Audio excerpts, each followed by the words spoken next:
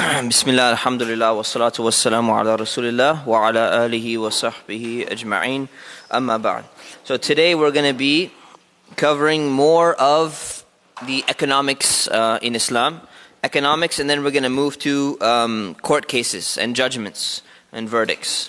So continuing on, negotiated settlement is still in the chapter of economics. So this is known as sulh, or a negotiated settlement. Now what this basically is this is a contract. So keep in mind all of these things are contracts. And this is a contract that's made between two parties in order to resolve arguments and prevent arguments by getting into a mutual agreement. So basically what happens is, again I'm going to emphasize this point, is that there's a difference between a contract and a promise.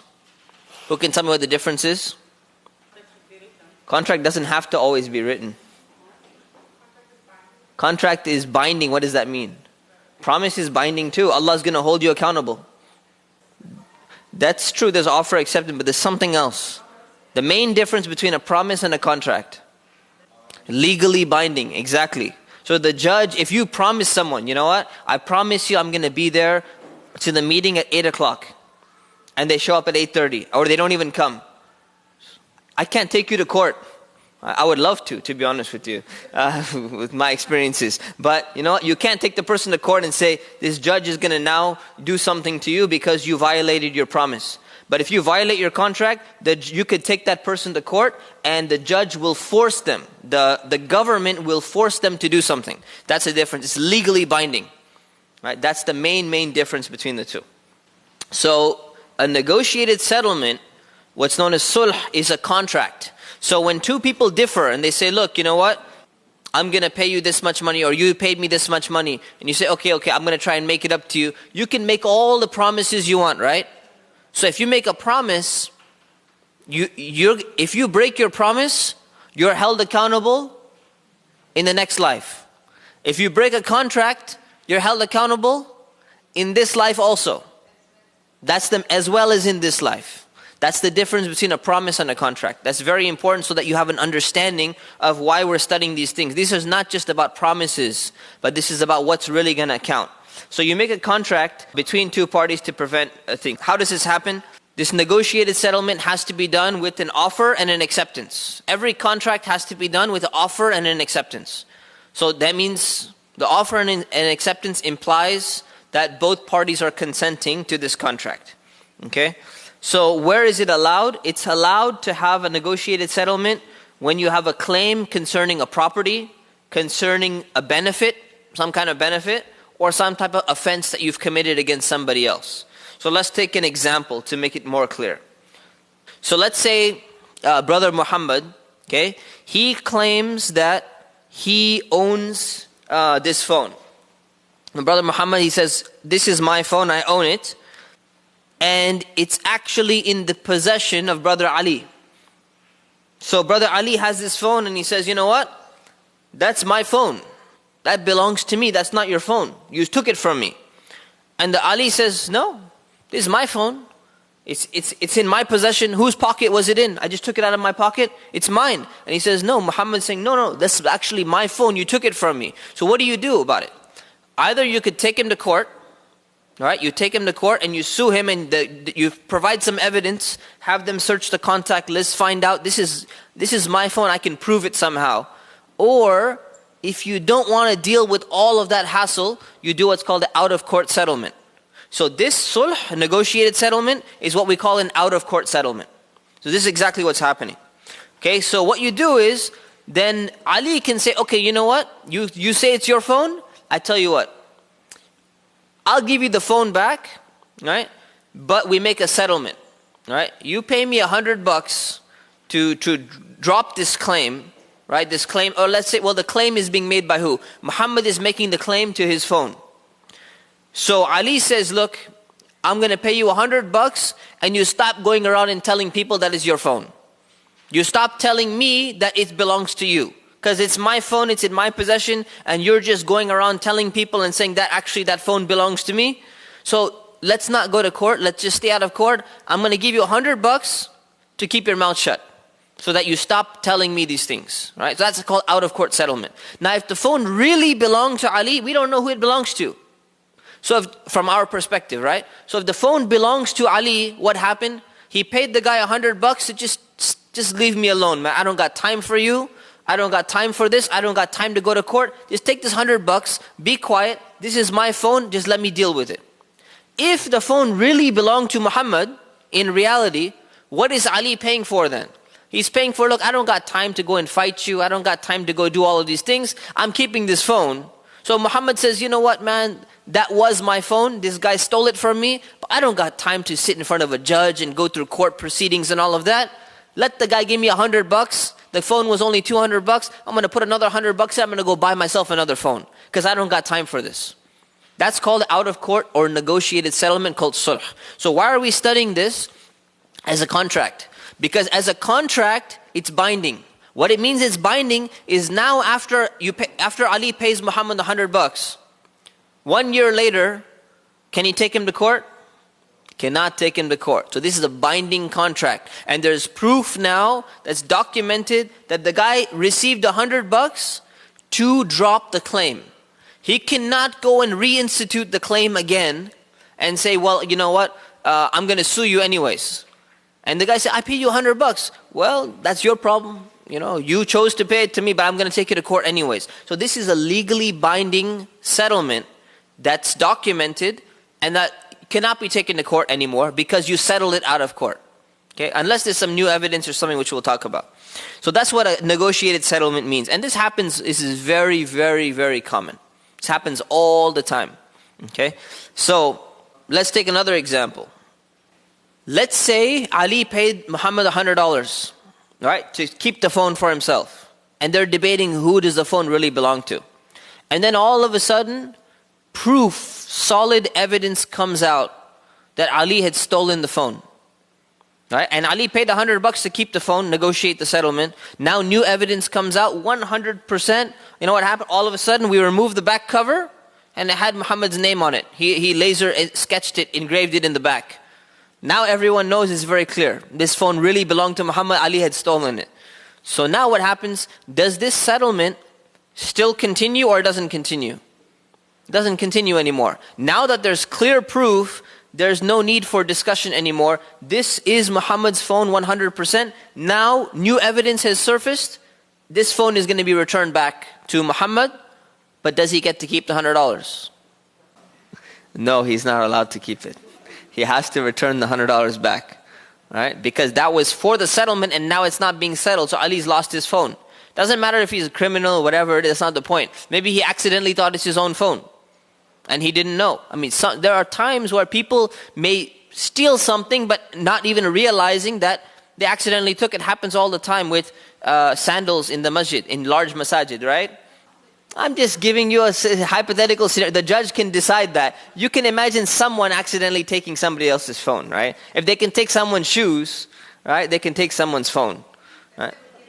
See, if Ali really stole it, he's going to demand his money back anyways because he's a thief. Right? So the question is, does he have a right to take it back Islamically? The answer is yes, he has a right to it back because you can't tell the intention. This is out of court settlement. If you go to a judge now, then the judge can decide whatever is fair and whatever is going to be just. So then it's different. Right? He's going to be penalized for his theft. Yeah, the other contract is null and void. The money has to be returned back because now it's not settlement because you're returning the phone back to the original owner. We're following so far? Yeah? Okay, so let's take a look at another example. Another example is, let's say Aisha, she claims that Fatima owes her $1,000, right? And Fatima denies it. I don't owe you any money. I paid you back already. So what do? They decide, okay, we're going to settle out of court. You give me $200. And Aisha says, okay, okay, fine. We've been friends for a long time. One of us forgot. I think I paid you back, but you forgot.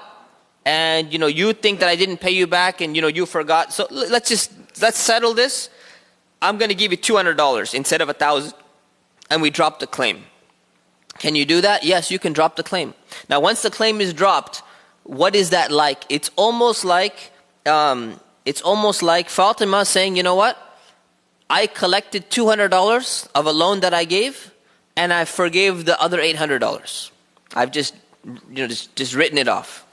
That's something that can be done. But now, later on, 1 year later, now can she demand, no, I want you to pay me the other $800. I need it. I'm really, really in trouble, and, somebody, stole my car, and, please, you remember that $800 you owe me? Can you please pay me now? That claim is finished. You cannot claim it anymore. It's done. Okay? So that's negotiated settlement. Okay? Next is gifting property. This is known as hiba. Hiba is a gift. So gifting property is something which is encouraged in Islam. Giving gifts to people, highly, highly encouraged. It creates love, with one another. The Prophet, peace be upon him, he said very short but concise hadith. He said, "Tahadaw tahabbu." Give gifts and you'll increase in love. Very, very simple, 2 words. So giving gifts is very nice. It's highly encouraged. And when somebody gives you a gift, you should also give them another gift in return. This is recommended. So somebody comes and just randomly, I just brought you this gift because I like you. It's highly recommended to give them a gift in return. That's a sign of love as well, a sign of appreciation. Something like, this is not really part of this class, but somebody goes and gives you some kind of food platter or something like that, and you have to go and return the dish back. Right? It's a common custom in many cultures that you don't return the empty dish back empty. You go and you fill it up with something, whatever, some candy or something like that, and then you return it back to the person. It's like the person gave me a gift, I'm going to return some type of gift as well, to show some sign of love. And it's a good habit. Unfortunately, I think in American society, I don't know what it is, it's just that culture is not as strong as you find in other cultures like Middle Eastern society or other societies. It's very unfortunate. People don't have this idea of gifting gifts or giving gifts or returning gifts or something like that. So it's too bad.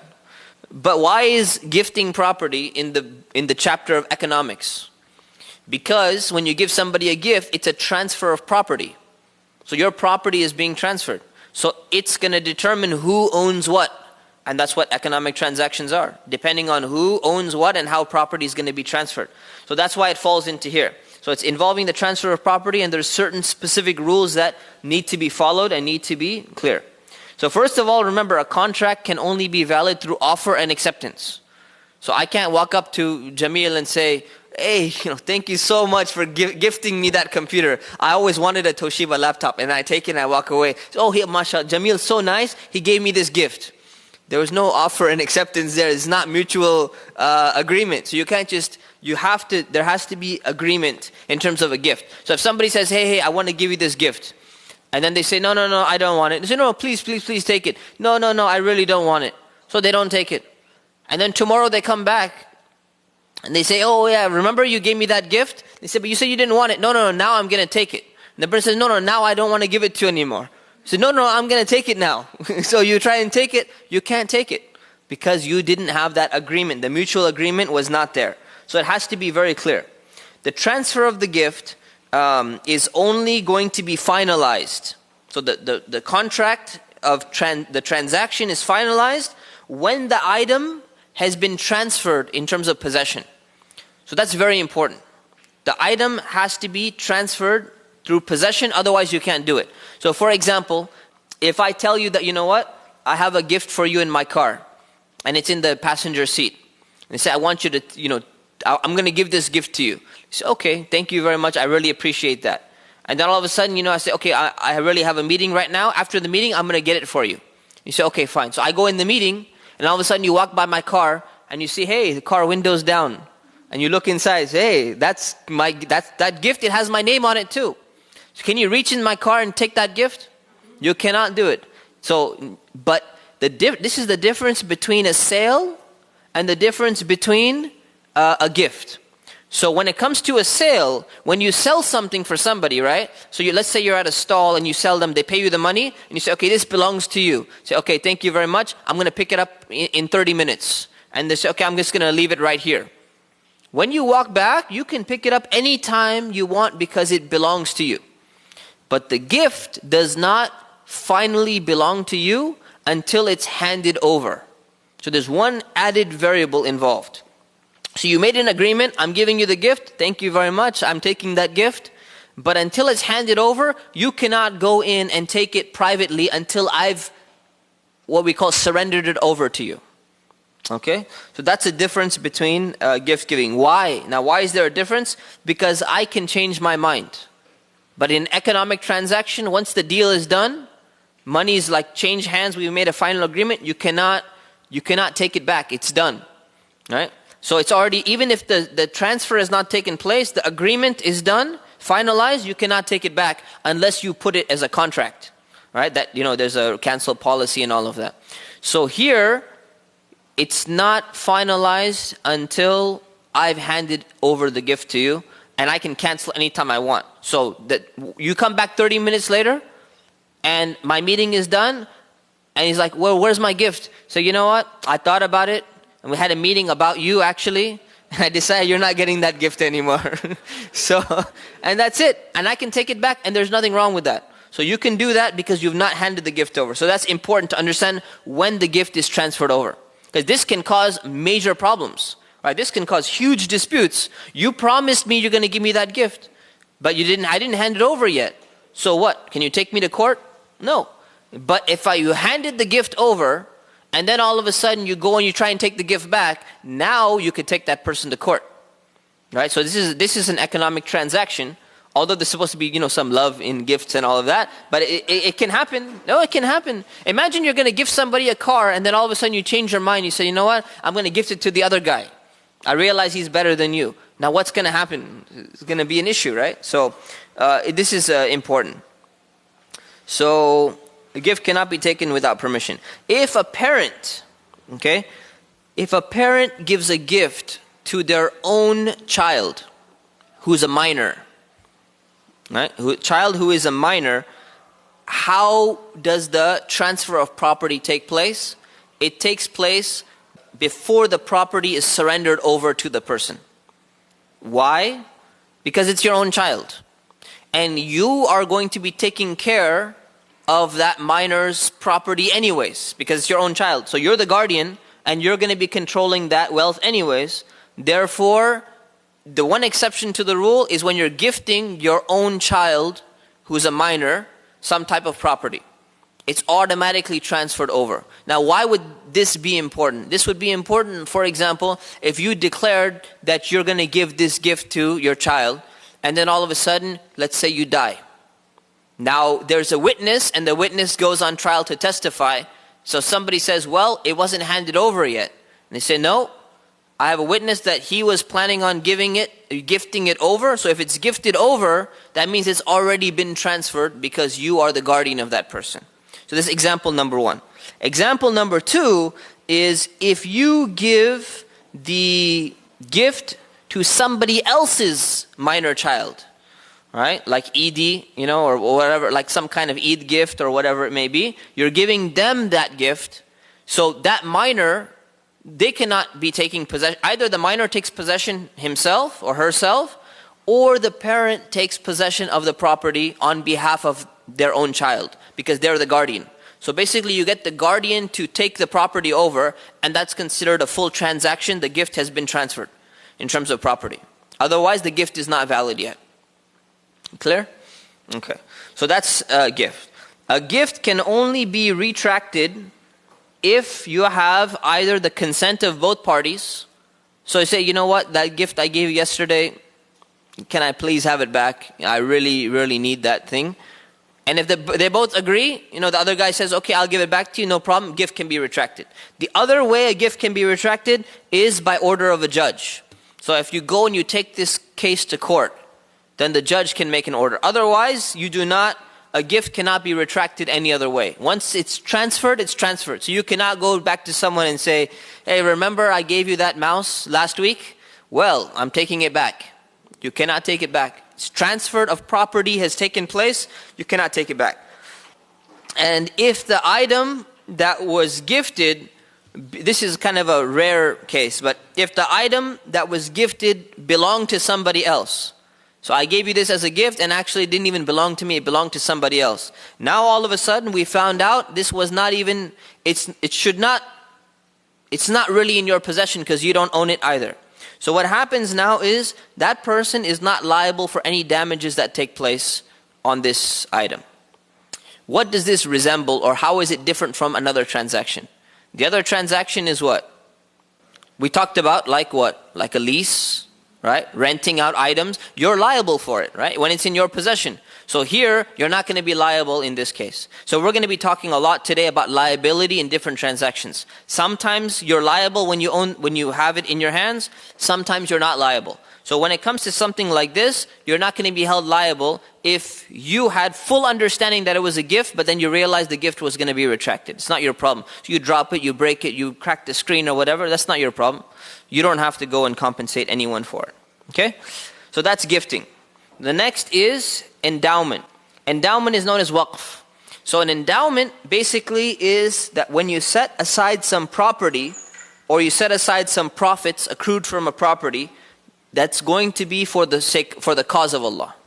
Right?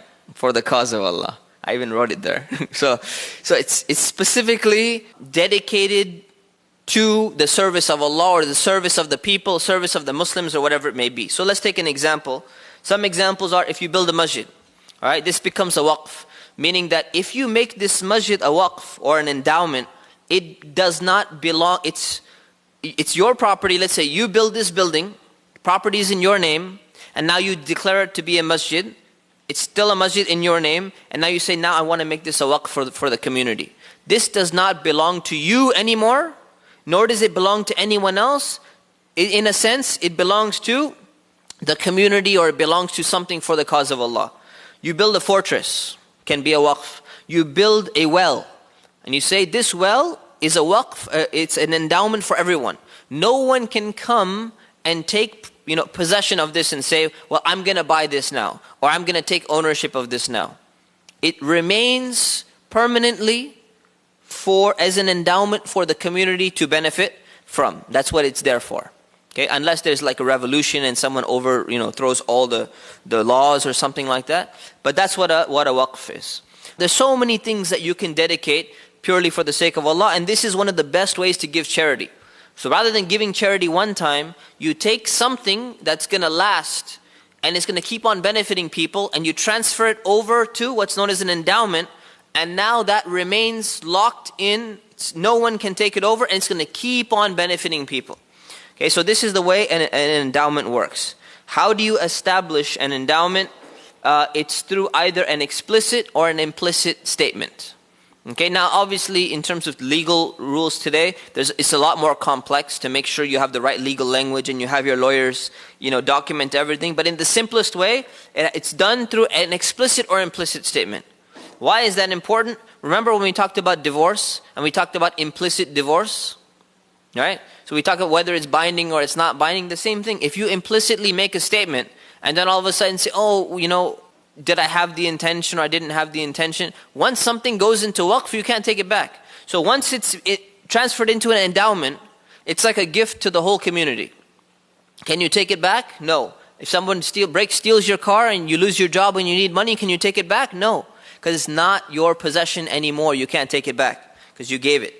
So you say something like, I have given this house in charity. So you own a house and you say, now I want to give this as an endowment for the community or for a specific community. Let's say IIOC, I want it to be a waqf as an endowment that it's going to be used by them. Either they can use it as a facility, they can host CIS classes inside of it, or they can rent it out, and whatever rental income comes in, it's going to be going to that purpose, that community or whatever it may be. So that's what a waqf is for. So what can be a waqf? What can be an endowment? Anything which can lawfully be sold. Anything which has the potential for being sold and people can actually benefit from can be an endowment. Okay, so anything can potentially be an endowment that can keep on benefiting other people. Okay? And once it's an endowment is complete, you cannot sell it. You cannot transfer it into somebody else's name, generally. Okay? There are a few exceptions to the rule, which are going to be beyond the scope of this class. But the exceptions are keeping the spirit of the endowment, but selling or transferring in order to modify it into something else for certain reasons, like they're going to build a freeway over that area. And they say, you need to, this is an endowment. Okay, we need to sell this property. We need to take that money, immediately buy another property, which is going to serve a similar purpose or perhaps a better purpose than the previous one. There are some exceptions to the rules in terms of selling or transferring an endowment. But what happens is you use the funds which are generated from the endowment itself in order to take care of it. So let's say you have a house and the house needs to be maintained and the house is an endowment. So if you're renting out the house, you're collecting the rent, you take part of that rent to pay somebody to take care of the house, and then the rest of the remaining rent will be going into the benefit of the community. So this is the way an endowment pretty much works, and that's the general overview. Okay. Next is usurpation or ghasb. Okay, this is not theft, but it's different than stealing. So ghasb means to usurp somebody else's property without their permission or without right. So what does that mean? A usurped item, so let's say you take an item of somebody else and you use it and you didn't have permission to do that and you mess it up or whatever it is. So if you usurp somebody else's item, you need to replace it with an equivalent item. If that item is non-fungible, and everyone knows what fungible means now, right? What does fungible mean? Easily replaceable, right? So if it's non-fungible, it's not easily replaceable, then you pay the value. Obviously, it makes sense, right? So we're going to take an example in a second. It is obligatory to return an item that has been usurped. So if you take somebody else's item, right? Like if you take somebody's shoes at the masjid, as an example, at Fajr time, it is your obligation to go and return it back to that person or to the place where you had usurped the item. If somebody claims, let's say they're taken to court and they say this person took this item from me, or before court, somebody says, you know what, I lost the item. You say, hey man, you took my shoes and I want my shoes back. Say, well, you know what, I did take your shoes, but I lost it, so I don't have them anymore. What should happen? That person is arrested. Okay, that person is arrested, taken into custody until you can find out whether he's telling the truth or not. If you find out he's telling the truth, that he lost the item, then he's released. If you find out that he actually had the item and he just wanted to keep it and he kept it hidden in his house, then you find the item and you give it back until you find out the truth. Any damage that occurs to the item or any loss of value or whatever, it's the usurper's responsibility because he took it without right. So difference between gift and usurpation is you are responsible when you usurp somebody's item. So let's take an example. Classical example, but you can apply a lot of analogies to it. So somebody goes and sees a goat, right, an animal, and goes and slaughters that animal. And it doesn't belong to them, it actually belongs to somebody else. And you're just walking through and you see a farm and you say, oh, there's a great animal, I'm hungry. So you go and you slaughter the goat. And all of a sudden the owner comes and says, what are you doing? That was my animal. You just killed my goat. It didn't even belong to you. That's usurpation. You've usurped somebody's animal. So now what do you do to compensate for it? So you have two options. And the option belongs to the owner of the item. Option number one is you got to buy me a new goat. All right? So you say, okay, I got to buy you a new goat. Now the question is, the goat that you slaughtered belongs to who? The original owner or the guy who's buying the new goat for the original owner? He usurped it, so he goes back to the original and he owes him a new goat. So now he has two goats now. So he's going to have a feast. All right? That's not fair. It's not fair. So it actually gets transferred over to the guy who's buying the new goat and he gets to keep the one that he took because he's replacing with a brand new one. So that's option number one. What would option number two be? Option number two is you return the goat back to me because I can still cook it. There's still some value left in it, although I wanted it to be alive. I didn't want to eat it now. I can still use its skin or whatever it is. But you got to pay me what? The $50. The compensation. Whatever deduction of value that's there, you have to pay me compensation for that. And that's where fairness is, right? So that's the fairness. So the difference is this is not considered stealing, because we're going to cover stealing next week. Stealing is when something is in a protective casing such that it's been kind of like locked up almost, and then you literally break into something in order to steal it. There's a difference. So if somebody comes and slaughters someone else's goat and they just see it and they find out it belongs to somebody else, do you cut their hand off? You don't. I know you would love to. I know. It's tempting sometimes. But no, you don't. And we're going to learn that next week in detail, inshallah. But no, so there is a difference. Okay? Let's take another, this will clarify the example or the case even more. So let's take a garment. So you go and you literally rip somebody's garment. So let's say we have coat hangers at the masjid, and all of a sudden someone thinks, oh, I'm going to grab my coat, and they grab the other coat and they just tore your brand new Armani, Gucci, something that rhymes with E and it's Italian and costs like a lot of money, coat, right?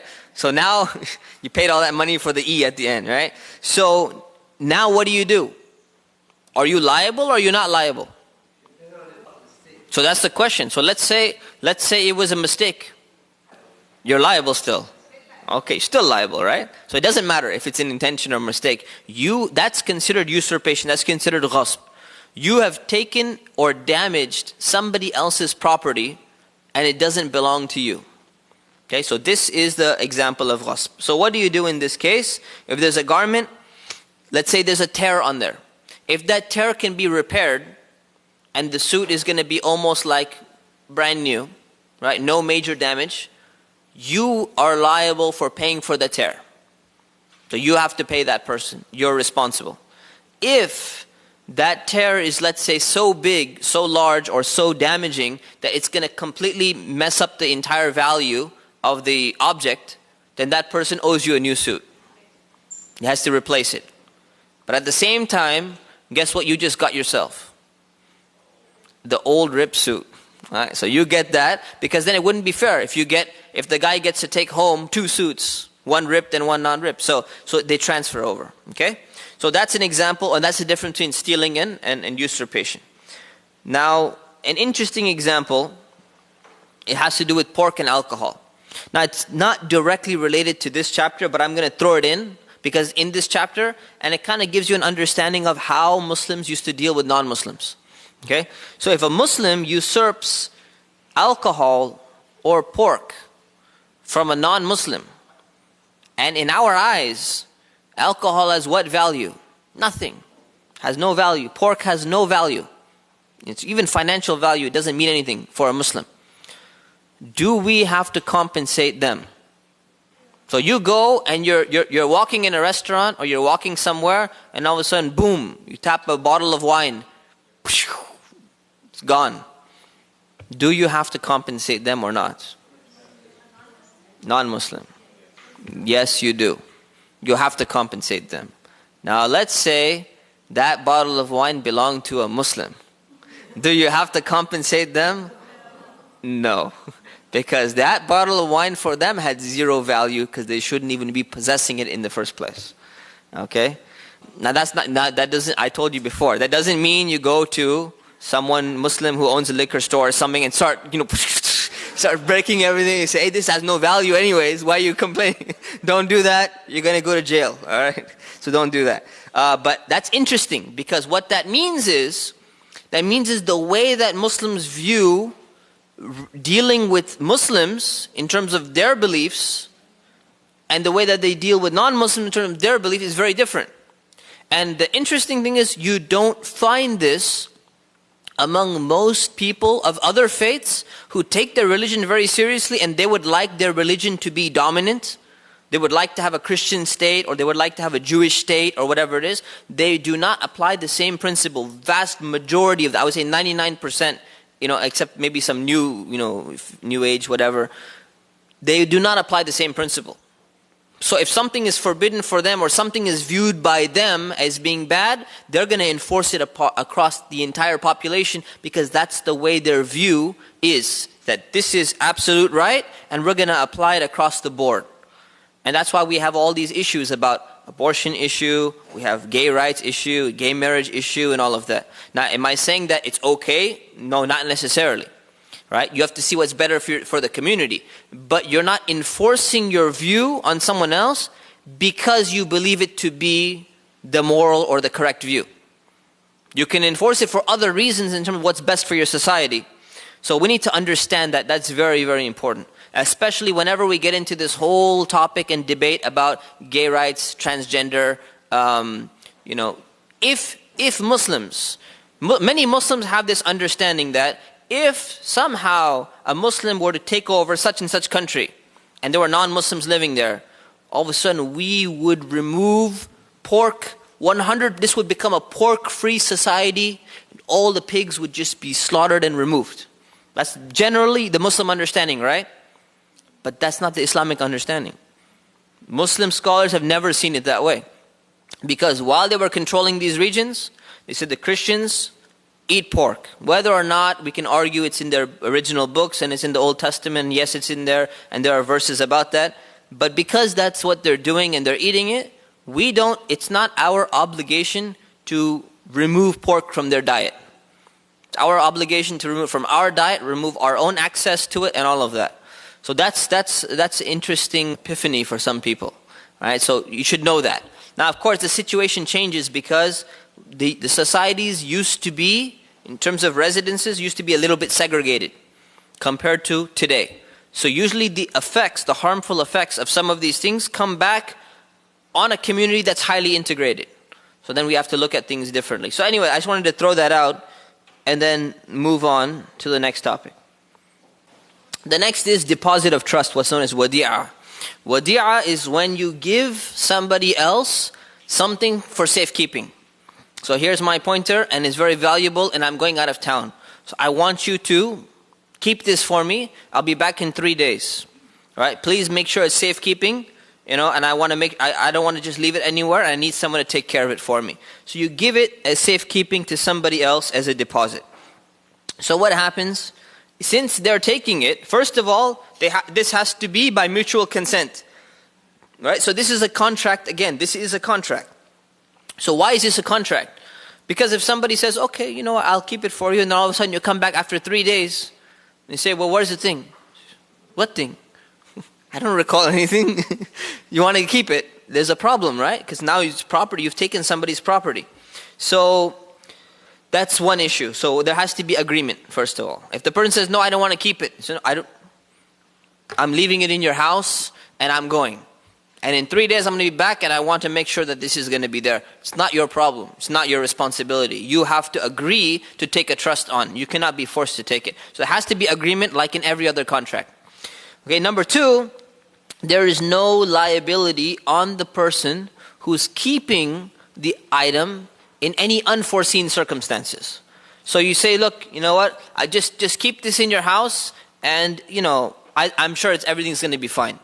And then all of a sudden, somebody breaks into their house, steals their TV, and then steals your item as well.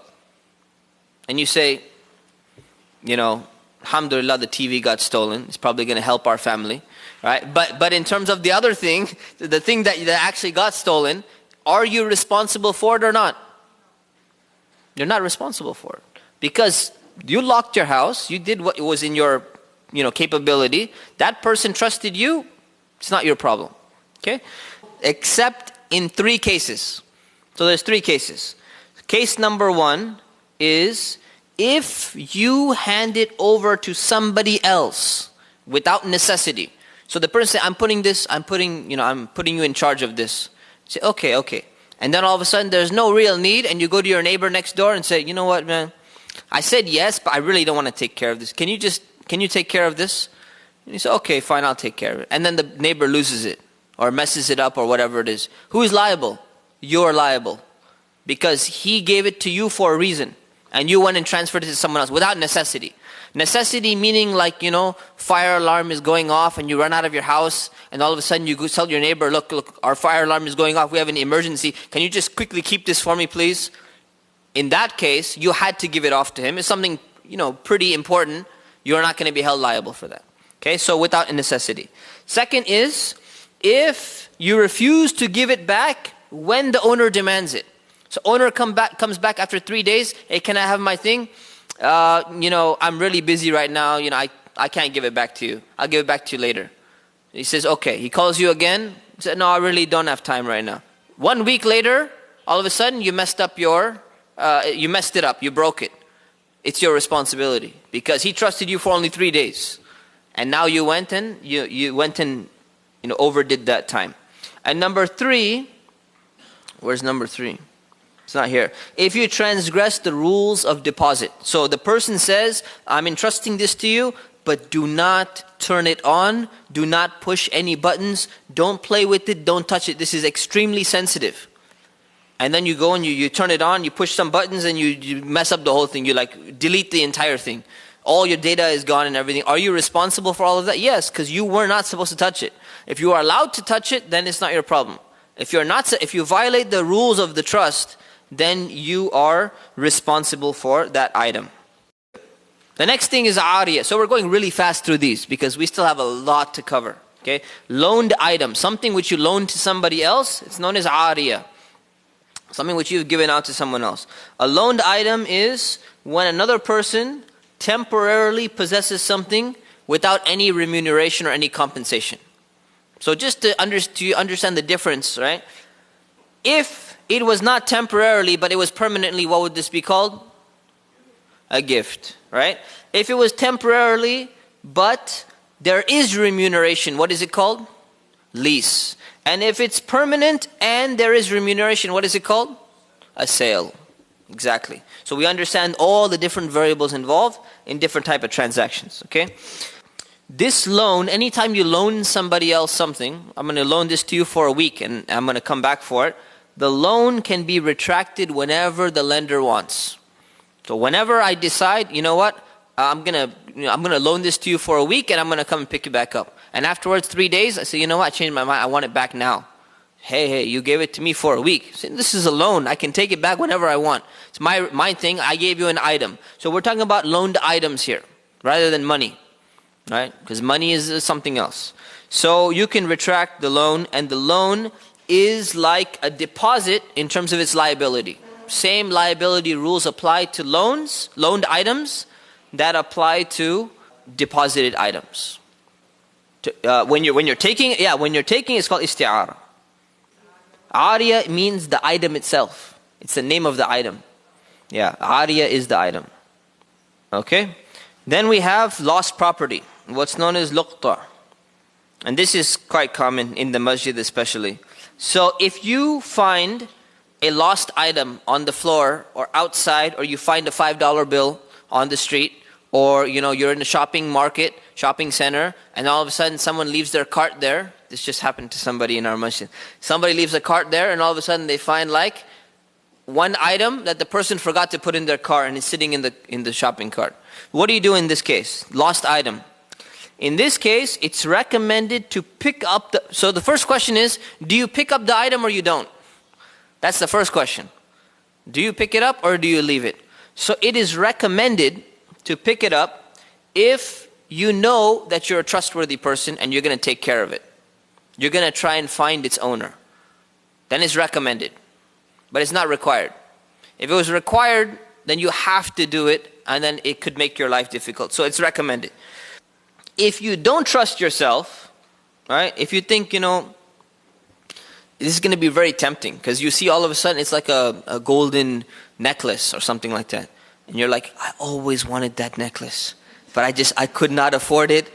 And now it's right here in front of me. This is going to be too tempting for me. Let somebody else handle it. So if you really don't trust yourself with it, you should not pick it up. You walk away. If you live in an area, or you're pretty sure that, this area is not a very safe area and other people don't care, and if they find it, they're just going to take it. And they're not even going to care to look for the owner. Then you have an obligation to pick it up.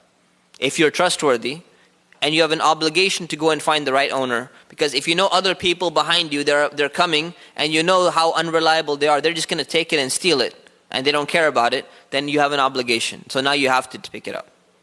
That's with regards to whether or not you should pick it up in the first place. Exactly. So so America becomes an unreliable place. It's our responsibility to pick up those things and try and find the owner. Okay? So what happens? The item now is a trust in your possession. once you picked it up. The trust means an amana, you have to fulfill this trust. So what do you do with it? If it is of relatively small value, a few dollars or something like that, it's like a little, thing of toothpaste or something like that, then you try to find the owner for a few days. Try and advertise it, for a week, or try and, if you find something in the masjid, you find like something, worth $5 or whatever, you're supposed to give it to us. Let's say it's in the masjid, but what is our responsibility? We announce it, after prayer. We maybe put like a sign up for a few days or something like that. But for how long? Forever? We're going to have like a whole like billboard full of, lost things that, we found. Can't do that forever. So if it's something of small value, your job is to try and find the owner for a few days. All right? If you don't find the owner, no problem. We'll talk about what happens. All right? If it's of greater value, this is a good, $50 item, $100 item or something like that, you have to try and publicize it or figure out where the owner is for an entire year. You keep it in your possession as a trust, but you don't keep it for yourself. It doesn't really belong to you. So you're trying to find who the owner is. So you put up a sign. You know what? Somebody lost their golden bracelet. Somebody lost their golden bracelet. Come and see us in the office, or, wherever you are, you figure out some way to find the owner if it's possible. Okay? So that's what your responsibility is. So something that might be spoiled. Let's say you find a burger, right? And you say, I'm just going to advertise this for a few days. All right? Nobody's going to want that burger anymore, right? So what do? If it's about to be spoiled, it's going to last only this time, you wait like an hour, someone comes back. If not, you eat it, right? No problem. So something's going to get messed up, it's going to go bad, whatever, it's yours. You take it in that case, depending on, if it's safe to eat and all of that. Okay, so how do you publicize an item? So first of all, you publicize the item in any way, shape, or form, whatever announcements need to be made, written things, whatever it is, so that the person can actually find their item. All right? So you figure out some way that they might find it. Now you have to use a little bit common sense. So I'm gonna give you some few examples to make you understand a little bit how you do something like this, because we want you at CIS to eventually start volunteering in masjids and other Muslim organizations. So you need to start learning this process. So if somebody were to lose their phone in Jummah time, during Friday prayer, what would be the best method to use to figure out who this person is? And what are some of the problems involved? Use the microphone, okay? When? The following Friday? Before? Perhaps? Okay, so let's say you announce it. So let's say you announce it before. Let's just take the first part. You're announcing every Friday for 3-4 Fridays, you announce before. Anyone lost this thing? No one claims it. You launch again before, nobody claims it. Again before, nobody claims it. Now, did you do your responsibility? Yeah, because half the people, unfortunately, come late for Friday prayer. They don't make it at the beginning time of the prayer. Is it right, Azizan? It's correct, right? The cameraman knows. he's watching the audience, right? That's the way it happens. So let's say they work. Let's say they have a job. And their job, they have a meeting until 1 o'clock. They can never make it for Jummah on time. So is it their responsibility now? No. But is it their responsibility that, hey, if you wanted your item back, you should have been there at the beginning of Jummah? No, you can't hold them accountable for that. So your job is to make sure to announce it. Now, should you announce it every day after Maghrib? Is it a good idea? After Maghrib or after Isha, which one would be better? He said after Isha is better. Why? Fajr and Isha minimum is to be prayed. Okay, good. That's assuming that they're good. Most people are back from the office for Isha, so more people come for Isha. So that could be a better way. Okay, and so that's a potential. Right? Should you advertise it after Asr? Probably not, right? Because it's a waste of an announcement, because very few people come for Asr prayer, right? So you have to figure out what is the best time to announce it, the most likely time that the person is going to find it, and you try and find a general time frame of when this person is going to grab it. And sometimes it never happens. I had BMW keys in my desk for like 2.5 years. One place. No one ever claimed it. Just sat there. It's spare key, but I mean, this is a $200 key. This is like the special laser etched, alarm system built-in keys. No one ever claimed it. We kept on announcing it. No one ever claimed it. So you have to figure out what is the best way to advertise this to someone. Maybe it's a sign. Maybe it's a sign somewhere. Maybe every masjid needs to have a lost and found sign. All right? And then that person should figure out that, hey, they have a lost and found. I should go to the office at any time of the week and ask Sister Iman, because she's there in the office. She's the office manager. And she'll probably have this lost and found thing. Right, so there has to be a little bit common sense used on both sides to figure out who this thing belongs to. That's your responsibility. Okay? Now, you publicize it in whatever way works. Now, the person who's claiming that this is their item, you do not just hand it over. You do not just hand it over. So someone said, we've lost the phone. Okay, now when you're going to advertise the phone, what should you advertise? So how much description should you give? It all depends, right? So first thing you can do, I'm just giving you some examples. First thing you do is you try and open the phone. Say, let's switch on the phone. Oh, it's not locked. Good, that means we can look up contacts. Now, no problem. It's a Samsung Galaxy S4 black model. And anyone who tries to claim it, we can just turn it on and check the first 3 contacts and say, hey, tell me some of the contacts in here. I'm going to go and double check it. So you go and you check, make sure it's their phone. Otherwise, anyone can grab a phone. If this phone gets lost, how many people say, hey, did you say Samsung Galaxy S4? You said white, right? No, you said black. Yeah, that's the one. That's the one. Yeah, I'll take that. That's mine. So you need to be smart about it as well. So you figure out what the item is and that way. So that they must identify any distinguishing features to make sure that the item really belongs to them. After the time expires, what do you do? Now there's a lot of difference of opinion about this. What do you do? So the opinion that we're just going with for now is you have 2 options. Either you can keep the item or you can give it away in charity. So you have 2 options. You give it away in charity or keep the item. The benefit of keeping the item could be that if the owner comes back after the time period expires, now do you still have to give it to them or is it over? You still have to give it to them. So if it's proven, after a year I advertise the phone, it's my phone now, I've been using it and everything, my contacts are stored, and now you find out for sure this is the person, you have to give it over, because it still belongs to them in that case. But if you give it away in charity, that person, if he comes, is too bad for them. Alright, so jurisdiction and judgment. So now we're going to a completely different chapter.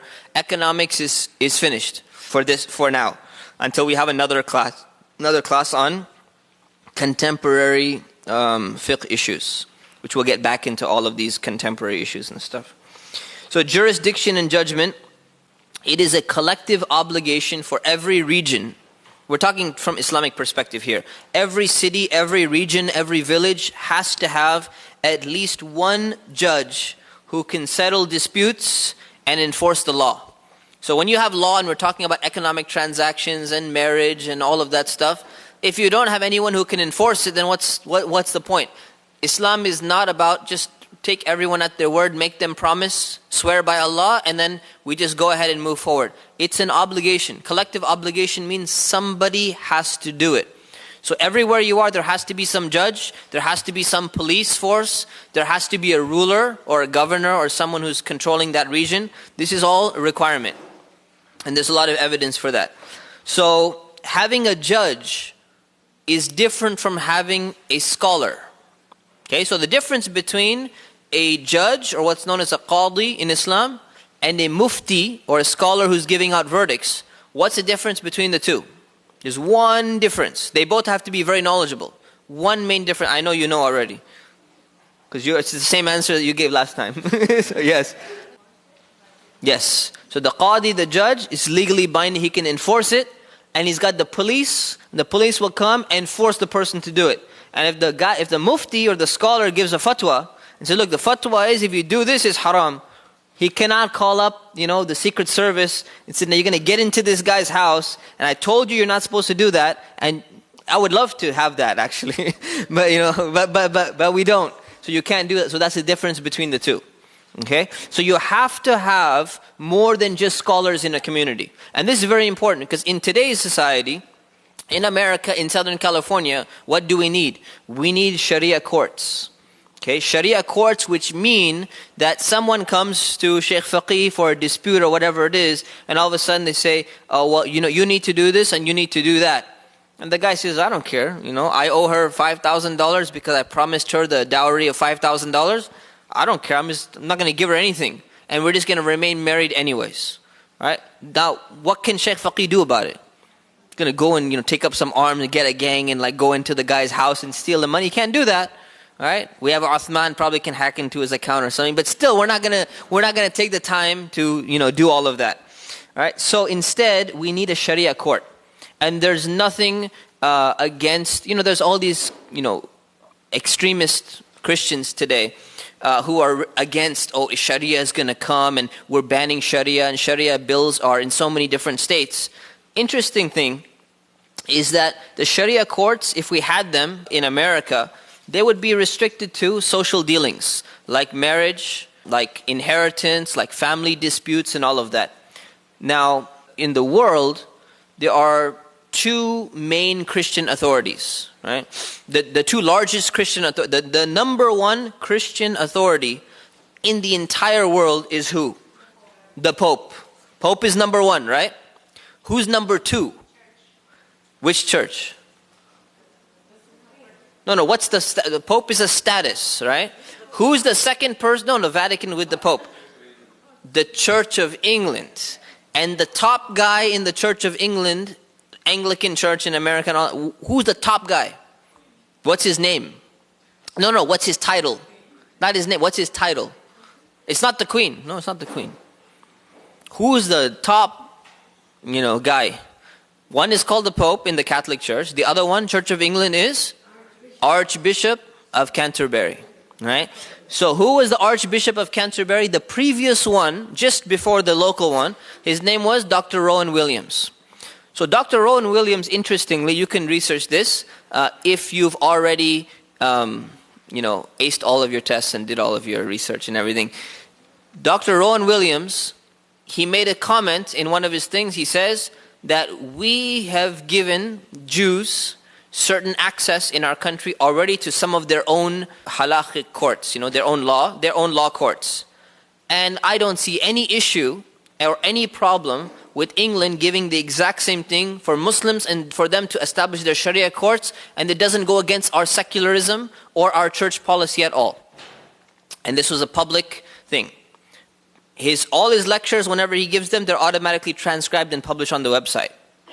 Within 24 to 48 hours, the first time ever, this transcript was pulled down and taken from the church website and replaced with a different statement and a little bit more toned down, modified statement put up there after people went literally crazy on him. Said, this guy has apostated from Christianity and blah, blah, blah and all of that. The point is, this guy is a very well-educated guy. He understands. And he said, you know what, there's no problem and I don't understand why we don't have more Sharia courts here in England. This is the leader of the second largest denomination of Christians in the world in terms of following. So what does that mean? It means that people who are kind of have their head on a little bit straight, even they don't have an issue. So it's not an issue in the first place. Only issue that we have as a Muslim community, what is preventing us right now? The only one thing that we need to get over? Yeah, our own laziness, our own structure, our own ability to get our courts set up. But we need to have them. And there's nothing against the constitution or anything like that to actually have them. Although some people may argue, whatever. There's nothing intrinsically wrong with that.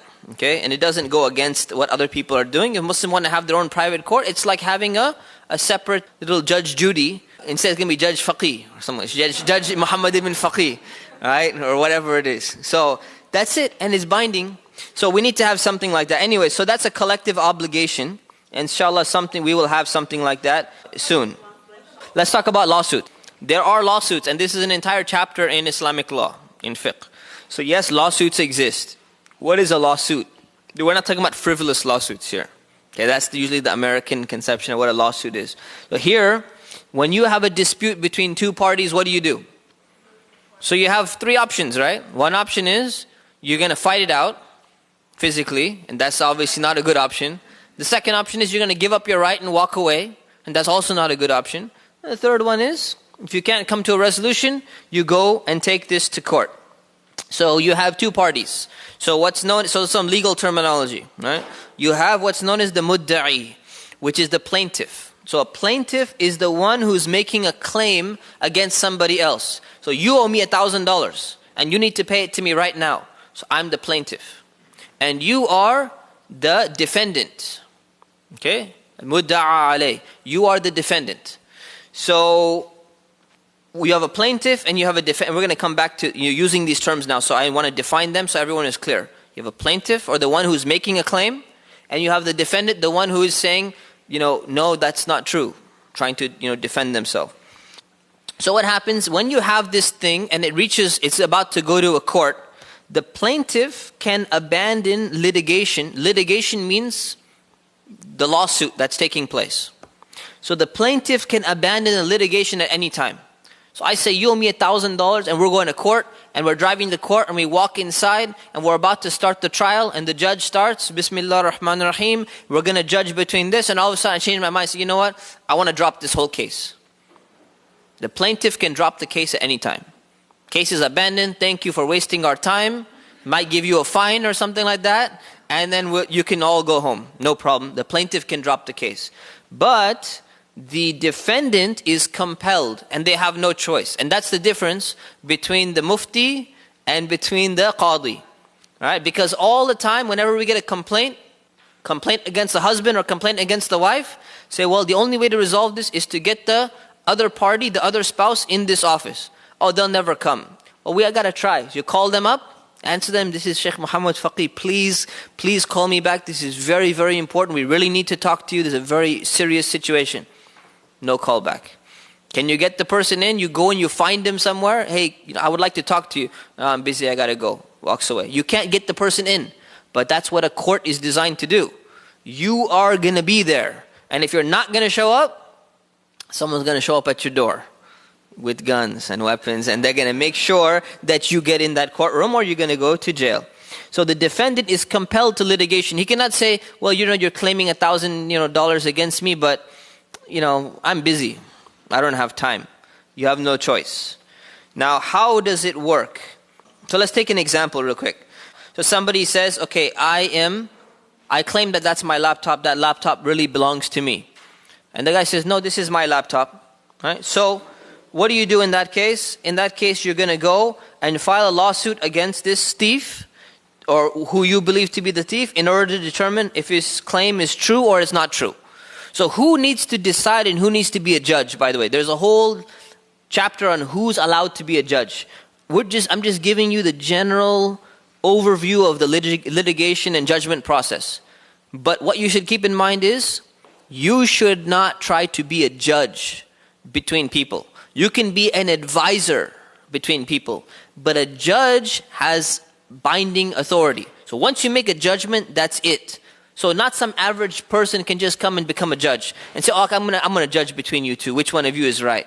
No, it's not gonna work. So you really have to know what you're doing. You have to be really sharp, really well versed in order to be a judge. That's why they have such a high status, Even American society, you gotta stand, when they walk in and all that stuff. Because it's considered a very high status, because very few people should be getting that position. Right? It doesn't necessarily happen that way, but it should be.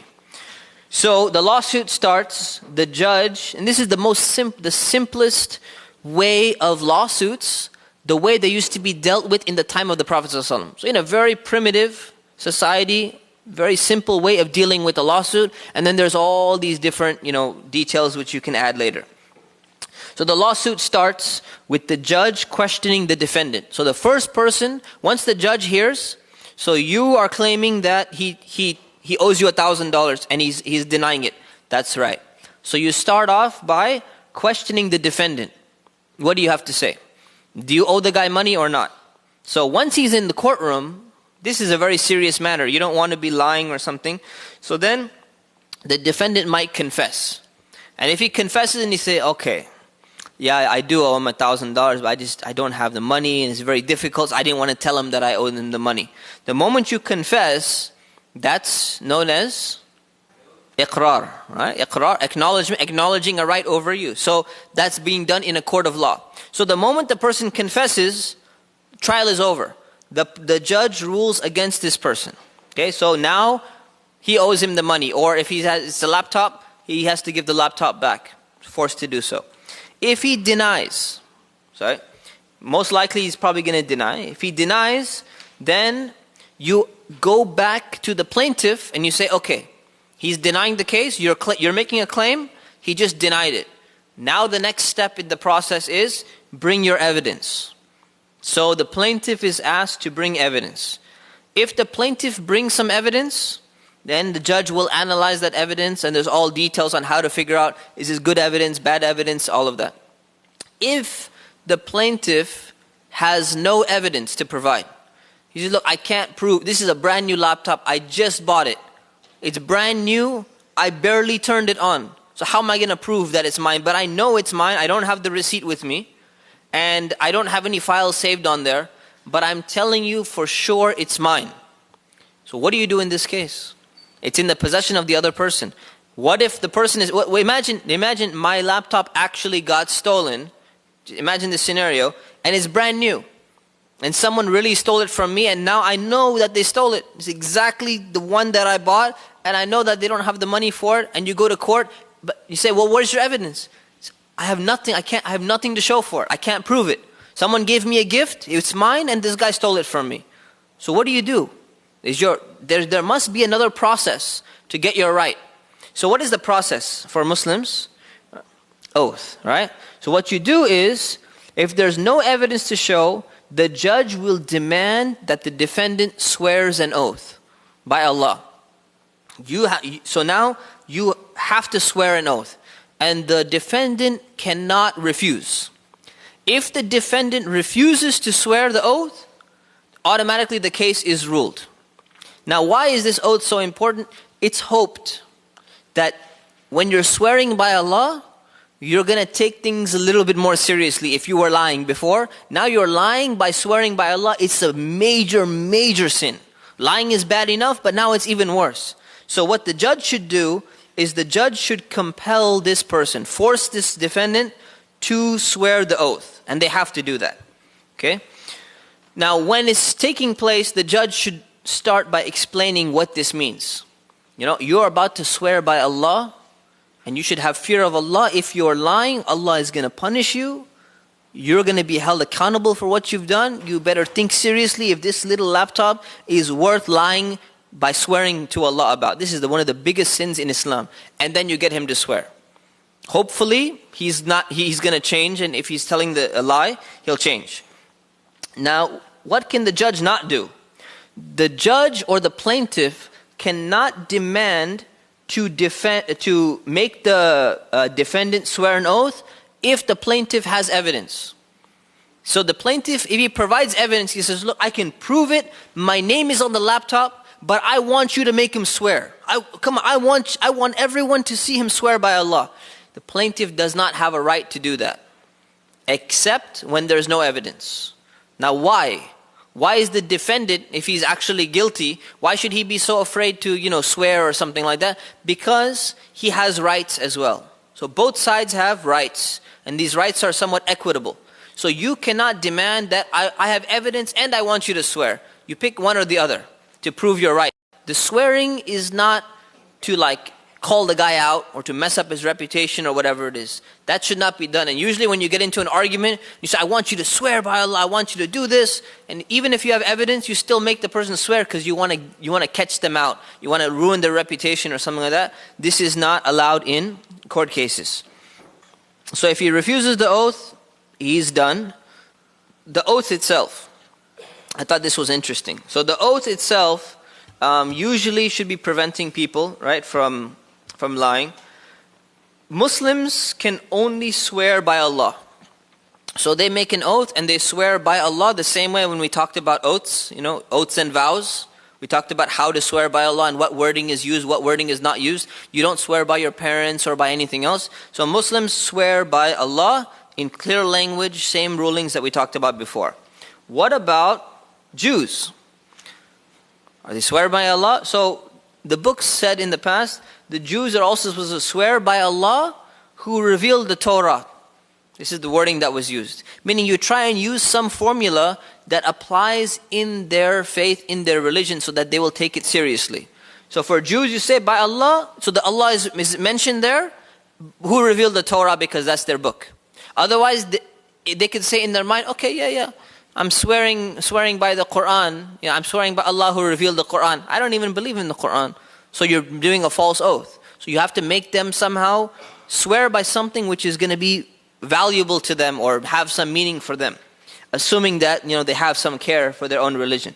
Christians swear by Allah who revealed the gospel, supposing that they believe in the gospel. Magians, okay, who are Magians? Majus, fire worshippers, right? So Magians, they also have to swear. So the fuqaha, the scholars, they said they should swear by Allah who created fire. Now, in reality, if they don't believe in Allah and they only believe in the fire part, then that's not going to work. So they would be swearing by fire, actually. You swear by anything that would indicate. So you have so many atheists today. So what do you get them to swear by? If they're going to be in a court case, what do you do if they were not Muslim and they don't believe in Allah? You make them swear by Allah? You make them swear by something if they hold anything dear. If there's someone who doesn't hold anything dear, then swear doesn't matter for them, right? What else are you going to do? Or you just skip the whole thing. There's no point in asking them to swear in the first place. Oh, non-Muslims used to come to Islamic courts all the time because they felt more justice will be done in the Islamic court than in their own court. So they would go on a regular basis. Right? And sometimes they would just go because, like Jews, for example, when they would get in a quarrel or something, or someone was in a problem, say, let's go to the Islamic court because our rules are more strict. And if you're the guilty person, let's go to the easy court. So it's going to be better for you. So that's used. No, not nowadays. I'm assuming that if all of a sudden, Tayyip Erdogan declares himself as Khalifa in Turkey again, the Ottoman Empire re-rises, then yeah, it'll start happening again. I'm just waiting for him, inshallah. I'm waiting for him to make the declaration, inshallah. So that's in an ideal situation. So the oath should be specific to the claim that's made by the plaintiff. So you have to make it very clear. You are swearing by Allah that you did not take this specific laptop from the other person. Otherwise, the person can just think in their own mind. Say, you swear by Allah that you didn't take that computer. And in your mind, you're like, oh, that computer, the desktop. Yeah, I swear by Allah, I did not take that computer. It's not going to work, right? So, Allah's going to hold them accountable anyways, but you want to make it as clear as possible. Okay, so in these lawsuits. And one more condition, there's limitations on everybody. The judge cannot add any additional details to the oath in order to protect the secrets of the defendant. So this you see, Constitution, right to testify against yourself, and Fifth Amendment, and all of that stuff. All of that stuff has been built into Islam in the past. So this is a ruling, like, if you had a judge who wants to, you get somebody under oath, right? And you say, you swear by Allah that you didn't do this, and you didn't do this, and you didn't do, and you start getting all the secrets from them out of them because they swore by Allah. You're not allowed to abuse that power. So one example that was given here, if a woman, she claims that her husband divorced her, a final divorce. Yeah, and we already studied marriage, and we studied revocable divorces and final divorces and everything. So the woman is saying, I am divorced finally from this man, and he doesn't want to leave me alone. I already moved out. He keeps knocking on my door and saying, you're my wife, we're still married. So they go to court. Let's say the whole procedure comes, and now it's time for the guy to swear. He has to swear whether or not he divorced his wife or whatever. The specific oath should only be about, did you make this final divorce in the words and in the time and in the way that she's claiming? Now, why would you do that? If you kept it open, say, do you swear by Allah that you did not divorce your wife? Right? So divorce can mean so many things. So the guy said, well, yeah, I've divorced her 2 times before, and it happened on that night, and I used this wording and all that. These are secrets that he does not need to expose to the community because, keep in mind, a court case Islamically, is 100% public. Anyone can come and attend that court case in terms of just being the jury and just, not the jury, but I mean just being a spectator. They can come and they can just watch the entire court case. So the court proceedings are public. So you don't want to go in and be exposing unnecessary details to everyone else about how many times he divorced her and what wording he used, and all, because that's not pertinent to the case. The case is this a final, are they married or they're not married? Was a final divorce take place or didn't take place? You focus on the issue and you move on. Understandable? So it kind of gives you an understanding of everyone has certain rights and certain limitations so they don't overstep their bounds. And even the defendant has rights, and even the plaintiff has rights, and even the judge has limitations so they don't overstep their bounds. Okay? That's all we have for today. So questions on anything from today. The question is, if we had Sharia here in America, what would you do if somebody wanted to marry up to 4 wives? Right? So the question is, when you have a Sharia court, right? You mean Sharia court under the American law. So there's two types. So there's two questions. So one is, if we had Sharia being implemented on the country level in exchange for American law, then yes, we would allow up to 4 wives. If we had Sharia courts under the subordination of American law and somewhat separate in social and personal law issues, then in that case, the court itself cannot determine what the law is going to be. It cannot override a federal law. Federal law is you're not allowed to marry more than one, unless the federal government gave an exemption for Muslims to do that. If they gave an exemption, then the Sharia court can uphold. If they didn't give an exemption, the Sharia court cannot take those kind of cases, or if it takes those cases, it doesn't, it can rule on those cases. It can say, okay, this guy is saying he has 2 wives or 3 wives, whatever it is. They have a problem.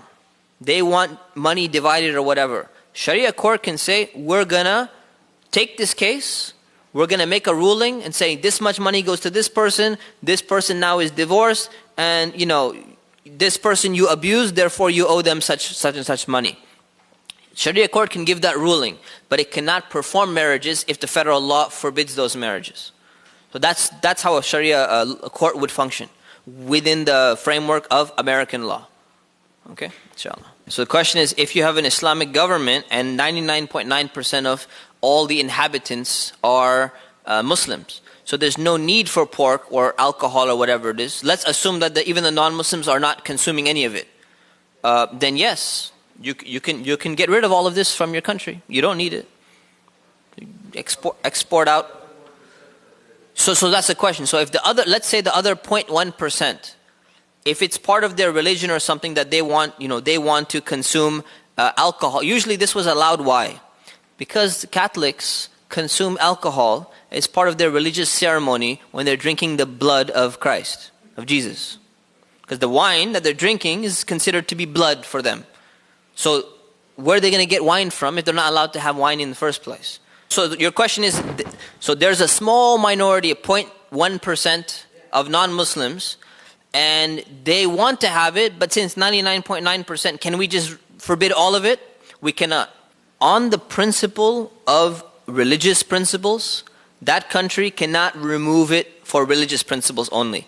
If, let's say, that alcohol abuse is becoming so bad in that small non-Muslim minority, and alcohol is leaking out to the Muslim community, then they can prohibit all of that on the basis that is harming our society.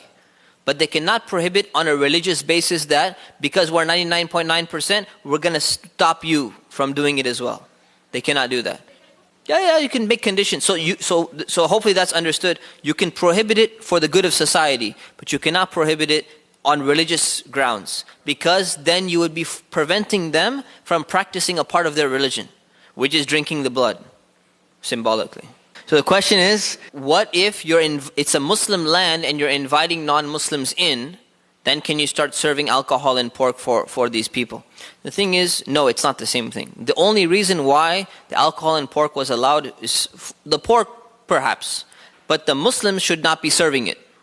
So they can have it in their own society or in their own place or whatever it is, but the Muslims are not allowed to touch it or serve it for them, or buy it for them, or transport it for them, or facilitate it for them.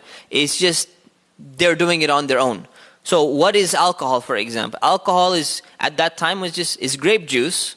You go buy some grape juice from the Muslim market, and you go and you ferment it yourself and you cook it. They used to cook it, you cook it for a long enough time, and it's going to start turning into a type of alcohol or nabidh or whatever it is, whatever form it is, so that you could do that. So you can't. So the real question was, it was not really about so much buying and all of that. It was more like, if someone is producing, if they're non-Muslims who are producing this at home, right? They take some fruit juice and they're cooking it and they're making alcohol out of it. Okay, if that's a Muslim household and all of a sudden it leaks and you see some of this product, you have a right to arrest them and take them into custody and get rid of this product. If it's a non-Muslim household or a non-Muslim church or whatever it is, are you allowed to go and do the same thing? No. That's the type of right that they have. Now, does that mean you can set up a Coors Brewing Light company, next door, to a place where non-Muslim are living? No, that's not the case. So in terms of Dubai is doing it to lure, tourists in and stuff like that. Muslims are responsible, and Muslims are doing the serving and selling and all of that because they have full control of everything. It should not be done.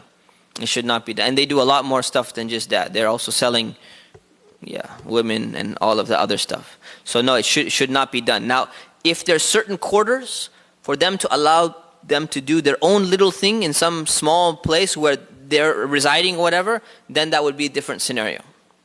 That would be a different scenario. So we need to be careful about balancing out these two.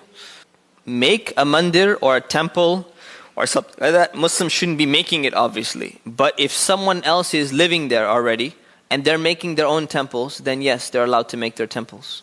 We saw when Muhammad ibn al-Qasim went into Pakistan, modern day Pakistan, and then later on they went into India, they did not destroy the fire temples that were there. So they're allowed to have their own temples, right? They can practice, whatever, right they're doing, but at the same time, we are not funding that. So we should not be associated with funding that or anything like that. So what does when the endowment is complete mean? So it means that when the endowment has fully turned into, the property is transferred from your name into an endowment. And now it's fully transformed into an endowment. That's what it means by endowment is complete. Meaning the contract has been done, the property has been transferred to public property. Yeah. All right. So Allah says to cover the faults of people, and try and keep it as secret as possible. So yeah, that's the general rule. But once you get into a lawsuit or you get into a judgment or something like that, the thing is due to probably the reason is due to transparency within society to make sure what's going on. It's kind of has to do with someone is already being accused of a crime and a verdict is going to come out. So now it's public anyways. So that's considered to be public. So let's say someone is caught. The punishments we're going to discuss next week, the punishments are done publicly as well. So there's a reason for that. Even though there's a lesson that people will learn from a public punishment rather than a private punishment.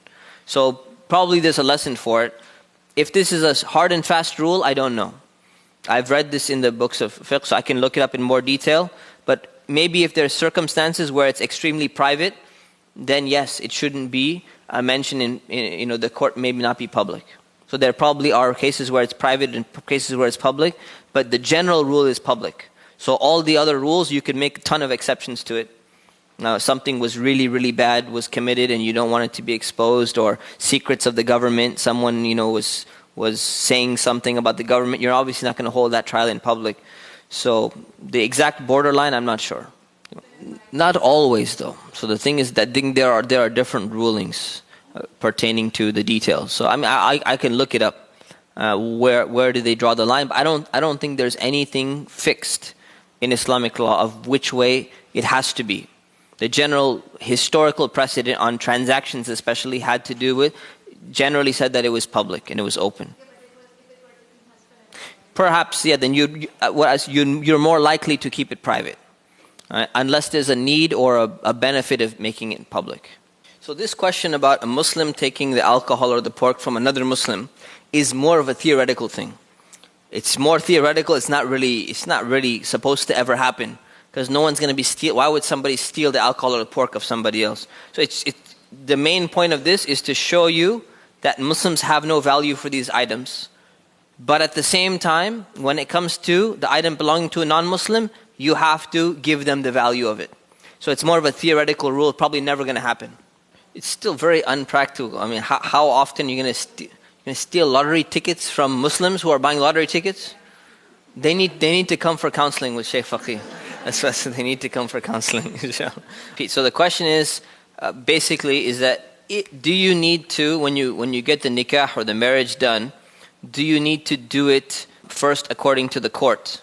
And then later on, and if you do a nikah without going through the court, what happens to that person? What is the status of their relationship? Is it an illegitimate relationship?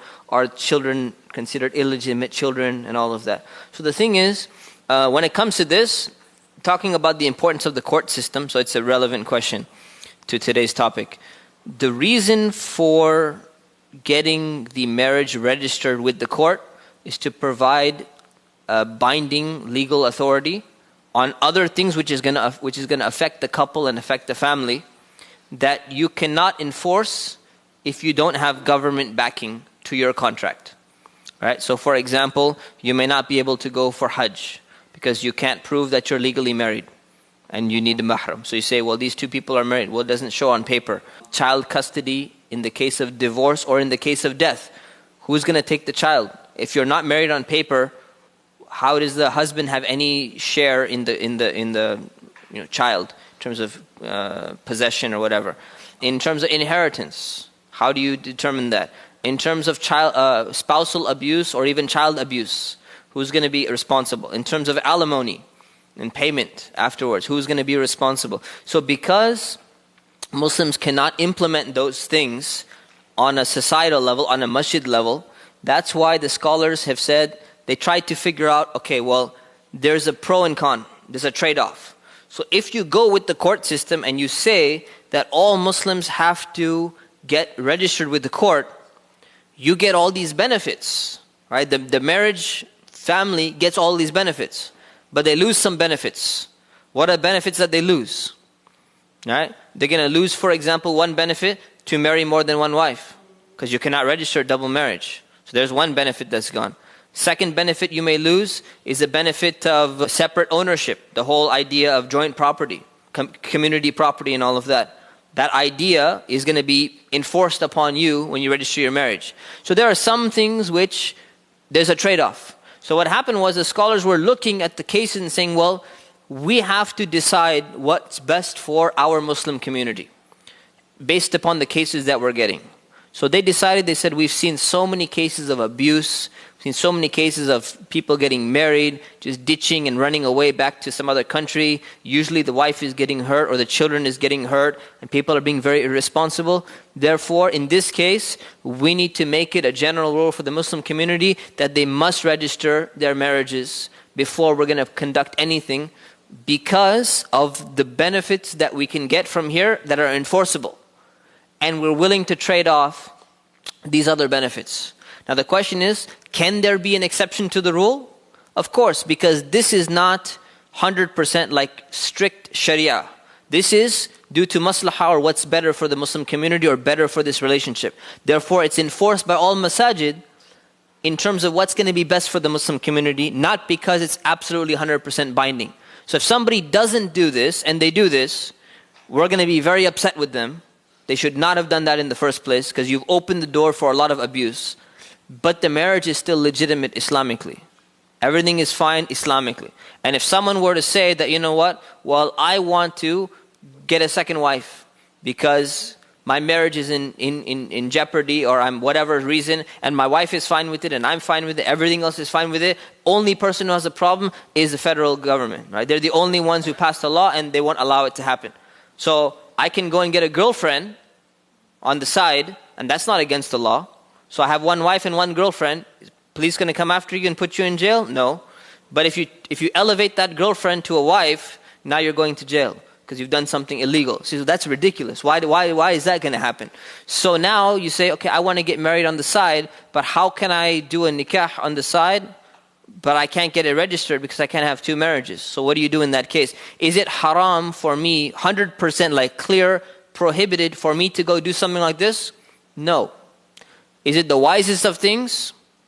It depends on your circumstance. Can you get arrested for it? Perhaps you can. If they find out that you have two wives in your opinion, perhaps someone can take you to court and get you in jail. Am I going to take responsibility for doing this? Definitely not publicly. Right? And I don't do it privately either, right? The second marriage thing. But there are people who will. So there is benefits and there are harms. So you have to determine where to draw the line. So it's 100% Islamically, it's not 100% haram, it's not 100% mandatory. But this is the general rule because it's going to be best for the community. And there are some exceptions to the rule, like for example, few exceptions, if you were going to get some kind of financial aid from your school, and you lose that financial aid when you're getting married officially, then we say, hey, get married Islamically if we know you very clearly and we have some kind of, collateral which you're giving to make sure you're not running away. We put a, RFID chip, on your leg to make sure that you don't ever do anything. We're going to make sure to track you and everything. Then we've covered our tracks so that you're not going to be abusing anyone else. We know your family, we know your grandparents. We know where you live. We know it's your only house. You're not going to leave anywhere. In that case, we can make an exception. And we will make an exception. And there's nothing against Islam with us making an exception for you. But the rules don't make an exception because too many people will abuse. There's too much room for abuse. So that's the reason, inshallah, hopefully, so that's clear. Masajid are not binded to do that. They're not binded to do that. Because, see, in America, there is no law of having a relationship with someone else. You can have a relationship outside of marriage, whatever you want. With the guy, with the girl, you can have a relationship with the dog, you can have a relationship with a bear or a goat. What is someone going to do? Is the police going to come and say, this is what you're doing? This is what society is getting to, by the way. They're going to do that. What are you going to do? So you have a relationship with anyone, anything. One guy tried to marry his shoe. And they said, no, you're not allowed to marry your shoe. He said, but I'm in love with my shoe. This really happened. This has really happened. So the guy said, I want to marry my shoe. And they said, no, you're not allowed to marry your shoe. You can have a relationship with your shoe, but you can't marry the shoe. Why? Because then you have legal obligations towards the shoe. The shoe has to inherit from you. And you have to put some money in the shoe after you die or something. So they didn't allow it. They said, no, it's not allowed. But you can have whatever relationship you want.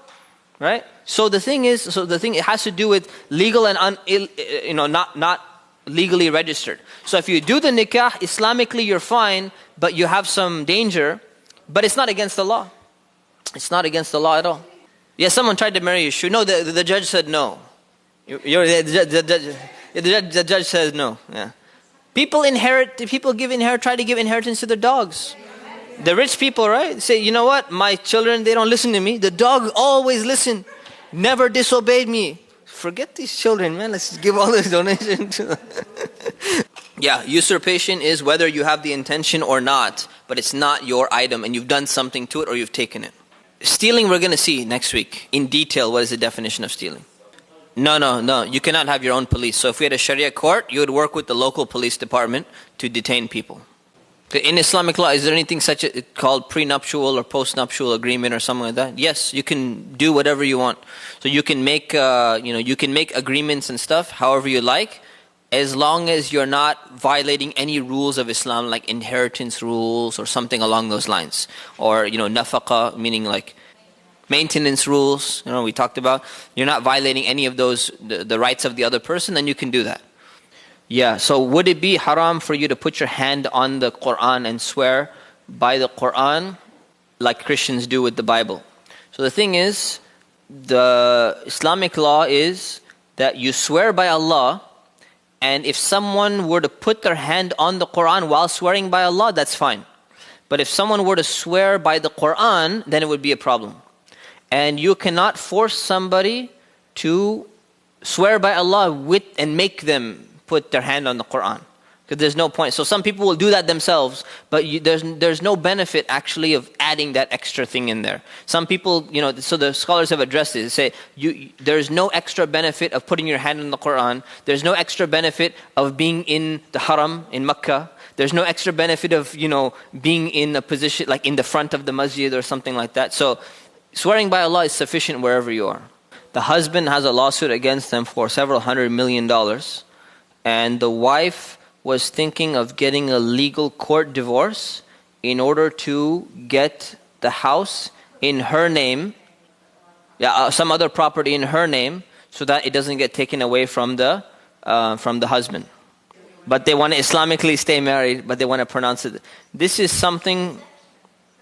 One, it's a form of deception, and two, we're basically we're deciding whether or not, as a Muslim scholar, they're debating if a legally civil divorce automatically counts as an Islamic divorce as well or not. Okay, so that's something that's actually under discussion right now. And we just established a council of scholars 3 weeks ago, and this is going to be one of our first cases that we're going to be discussing, inshallah. So that's going to play a role in it. But this is what's known as a hila, what's known as like a trick to get around the law. So generally, no, this is not going to be allowed because Islamically, no, this is definitely not allowed. Islamically, if you wanted to keep your property separate, then you should have gotten a prenuptial contract. When the moment you enter into a marriage and you registered it, then the laws of the state of California say that everything else that comes in is common property. So therefore, since it's common property, if the husband himself is being sued, then I would assume that if anything that was common property that actually did belong to the wife, they're not going to have the same level of access to it. And I don't know, I'm not a law, any lawyers in here? No lawyers in here. So a lawyer would be able to better answer this question or not. But if community property were to play a role in the lawsuit, it would already be factored in. And if it didn't play a role in the lawsuit, then it's not considered her property in the first place, so you can't just transfer property in there. So once your assets are technically frozen for a legitimate reason, then no, you can't do that. Especially if the person is at fault for the lawsuit. So as a Muslim, he's got to give up all that stuff. Now, if they were being oppressed, right? If they were in a land where literally they were being oppressed and they're being unlawfully sued and this is all their wealth and all of that, perhaps there could be some exception to the rule. Otherwise, the general rule is no, this is deception. No, not necessarily. So when it comes to found property, depending on where you find it, that's where you're going to be able to tell who the real owner is. So that's going to give you a clue to who the owner is. If you find it in the woman's bathroom, you would hope that it's a woman's item rather than a man's item. And you'd assume that it's someone who comes to the masjid, right? Something along those lines. So it's not going to determine anything beyond how you find the right person. So whoever the property belongs to, it's always going to be their right first of all, if you can find them. Then you decide what to do afterwards. Okay? Yes, you're right. So if you're taking the class for your own personal Islamic benefit, alhamdulillah, then you don't need to worry about your grade. You don't worry about your grade as long as you're learning. And if you're taking the class for your own benefit as well as for, serving the community or something, like you said, you have to be sharp. Our leaders have to be super, super sharp. And this is preparing leaders. That's why it's at that level of difficulty. If these were all kindergarten questions, then we're not going to have leaders at a kindergarten level, right? So I'm just giving an example. So I'm glad you made that comment, alhamdulillah. So that's good. You can always retake the class. With the tests, yes. Of course, the questions will slightly differ. Yes, they will slightly differ. That's good, but no, it keeps you on your toes, right? So you can this CIS was designed for people who want to excel. If you need to take the class 3 times, you take it 3 times. I've given this example of my friend before in the past.